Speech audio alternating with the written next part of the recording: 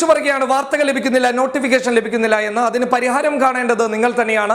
ഉടൻ തന്നെ സബ്സ്ക്രൈബ് ചെയ്യുക. തൊട്ടപ്പുറത്തുള്ള ബെൽ ഐക്കണിൽ ക്ലിക്ക് ചെയ്തുകൊണ്ട് ഓൾ എന്നുള്ള ഓപ്ഷൻ തിരഞ്ഞെടുത്തു കഴിഞ്ഞാൽ ഈ പ്രശ്നം നിങ്ങൾക്ക് തന്നെ പരിഹരിക്കാവുന്നതാണ്. ഈ മണിക്കൂറിലെ ഏറ്റവും പ്രധാനപ്പെട്ട വാർത്ത വളരെ വിഷമത്തോടു കൂടിയാണ് നിങ്ങളിലേക്ക് എത്തിക്കുന്നുള്ളത്. ഇസ്രയേൽ അവരുടെ ഭീകരമുഖം വീണ്ടും ലോകത്തിന് മുന്നിൽ തുറന്നു കാണിച്ചിരിക്കുകയാണ്. അതെ, ഫലസ്തീനിൽ അവർ വീണ്ടും വ്യോമാക്രമണം നടത്തിയിരിക്കുകയാണ്. 3 കുട്ടികളടക്കം 9 പേരാണ് കൊല്ലപ്പെട്ടത്.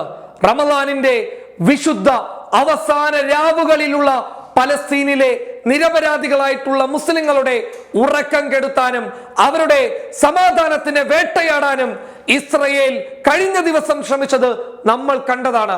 മസ്ജിദുൽ അക്സയിലേക്ക് അവർ വെടിവെക്കുന്നതിന്റെ ദൃശ്യങ്ങളടക്കം പുറത്തു വന്നതുമാണ്. ദാ ഇപ്പോൾ വീണ്ടും ഇസ്രയേലിന്റെ ക്രൂരമുഖം അവർ തുറന്നു കാണിച്ചിരിക്കുന്നു എന്നുള്ളതാണ്. അതായത് പലസ്തീന്റെ മുകളിലൂടെ പറന്ന ഇസ്രയേലിന്റെ വ്യോമ വിമാനങ്ങൾ പെട്ടെന്ന് തന്നെ അവരുടെ മിസൈൽ ആക്രമണം നടത്തുകയായിരുന്നു. അതായത് മിസൈൽ ആക്രമണത്തിലൂടെ, വ്യോമാക്രമണത്തിലൂടെ പലസ്തീനിലെ നിരപരാധികളായിട്ടുള്ള 9 പേരെ അവർ കൊന്നു തള്ളുകയായിരുന്നു. ഇത് വലിയ രീതിയിൽ ചർച്ച ചെയ്യപ്പെടേണ്ട വിഷയം തന്നെയാണ്. അതിന്റെ ഞെട്ടിപ്പിക്കുന്ന ദൃശ്യങ്ങൾ പുറത്തു വന്നിട്ടുണ്ട്. ആ ദൃശ്യങ്ങൾ ഇവിടെ ഞങ്ങൾക്ക് പ്രദർശിപ്പിക്കാൻ സാധിക്കാത്തത് കൊണ്ട് തന്നെ ഞങ്ങൾ കമന്റ് ബോക്സിൽ പിൻ ചെയ്ത് വെച്ചിട്ടുണ്ട്. കാരണം അത് വയലന്റീവ് ആയിട്ടുള്ള ഒരു ദൃശ്യമാണ്. അത്തരം ദൃശ്യങ്ങൾ ഒരു ഓൺലൈൻ മാധ്യമത്തിന് യൂട്യൂബിലൂടെ പ്രദർശിപ്പിക്കാൻ ചില തടസ്സങ്ങളുണ്ട്. പക്ഷേ നിങ്ങൾ ആ ദൃശ്യം കാണേണ്ടതുണ്ട്. കാരണം ആ ദൃശ്യം ഞങ്ങൾ ഇവിടെ പിൻ ചെയ്ത് വെച്ചിട്ടുണ്ട്.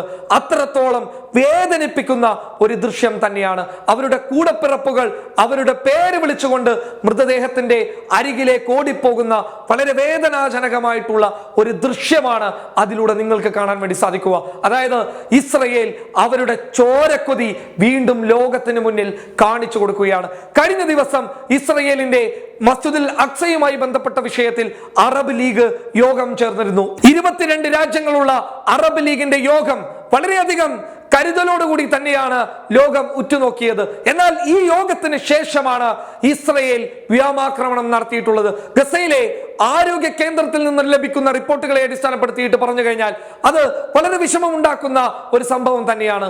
3 കുട്ടികൾ വളരെ ക്രൂരമായി തന്നെ കൊല്ലപ്പെട്ടു എന്നുള്ളതാണ് ആരോഗ്യ കേന്ദ്രത്തിൽ നിന്ന് ലഭിക്കുന്ന റിപ്പോർട്ടുകളെ അടിസ്ഥാനപ്പെടുത്തിയിട്ട് പറയാനുള്ളത്. അതായത് ഇസ്രയേൽ ഭീകരമായ ഒരു ആക്രമണം നടത്തി എന്നുള്ളതിന് ഇതിനേക്കാൾ വലിയ തെളിവ് വേറെ ഇല്ല എന്നുള്ളത് തന്നെയാണ്. ഇസ്രയേൽ ഈ ആക്രമണത്തിന്റെ ക്രെഡിറ്റ് എടുത്തു പറയുന്നുമുണ്ട്. ഞങ്ങളാണ് അത് ചെയ്തത് എന്ന്. അതായത് പലസ്തീനിൽ നിന്നും ഞങ്ങൾക്കെതിരെ ആക്രമണം ഉണ്ടായി, അതുകൊണ്ട് ഞങ്ങൾ തിരിച്ചടിച്ചു എന്നുള്ളതാണ് ഇസ്രയേലിന്റെ ഭാഗം വെളിപ്പെടുത്തുന്നുള്ളത്. ഒപ്പം പലസ്തീനിലെ ജനങ്ങൾ വലിയ രീതിയിൽ ഭീതിയിലാണ്. കാരണം എന്താണ് എന്ന് വെച്ചു കഴിഞ്ഞാൽ ഏത് നിമിഷവും അടുത്ത ബോംബ് വരാം, അടുത്ത മിസൈൽ ആക്രമണം വരാം എന്നുള്ള ഒരു വലിയ ഭീതിയിലാണ് അവരുള്ളത് എന്നുള്ളതാണ് പലസ്തീനിൽ നിന്ന് ലഭിക്കുന്ന റിപ്പോർട്ടുകളെ അടിസ്ഥാനപ്പെടുത്തിയിട്ട് അന്തർദേശീയ മാധ്യമങ്ങൾ നൽകിയിട്ടുള്ള റിപ്പോർട്ടുകളെ അടിസ്ഥാനപ്പെടുത്തിയിട്ട് ഞങ്ങൾക്ക് പറയാനുള്ളത്. അതായത് അതീവ ഭീകരമായിട്ടുള്ള ഒരു സാഹചര്യം തന്നെയാണ് ഫലസ്തീനിൽ നിലവിലുള്ളത് എന്നുള്ളതാണ് ലഭിക്കുന്ന റിപ്പോർട്ടുകളെ അടിസ്ഥാനപ്പെടുത്തിയിട്ട് പറയാനുള്ളത്. എന്തായാലും ഇസ്രയേലിന്റെ ആ പച്ചയായ ക്രൂരമുഖം നമ്മൾ തിരിച്ചറിയേണ്ടതുണ്ട്. മുസ്ലിങ്ങളുടെ വിശുദ്ധ റമദാനിൽ തന്നെ അവരെ വേട്ടയാടുന്നത് തീർത്തും ഇവരുടെ ഒരു വർഗീയ മുഖം തന്നെയാണ് എന്നുള്ളത് ഈ വാർത്തയിൽ നിന്ന് നമുക്ക് മനസ്സിലാക്കാൻ പറ്റുന്ന കാര്യമാണ്. News desk public Kerala.